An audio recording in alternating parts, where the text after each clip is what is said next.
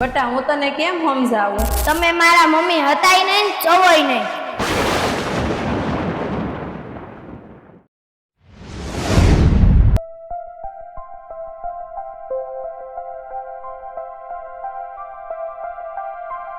Mummy હું તમને સમજી ન એક.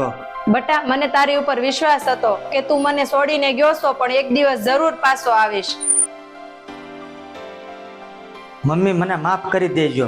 ત્યારે એ સમયે હું નાનો હતો, ત્યારે મને બુદ્ધિ નહોતી. હવે મને ખબર પડી ગઈ કે મારી જે મમ્મી હતી એ અમને તમારી પાસે અહીંયા છોડીને વહી ગઈ હતી, અને અમને તમે મોટા કર્યા, અને મારી બેનનું મૃત્યુ કેમ થયું એ બધું મને સમજાઈ ગયું છે, અને મને અત્યારે બહુ પસ્તાવો થાય છે.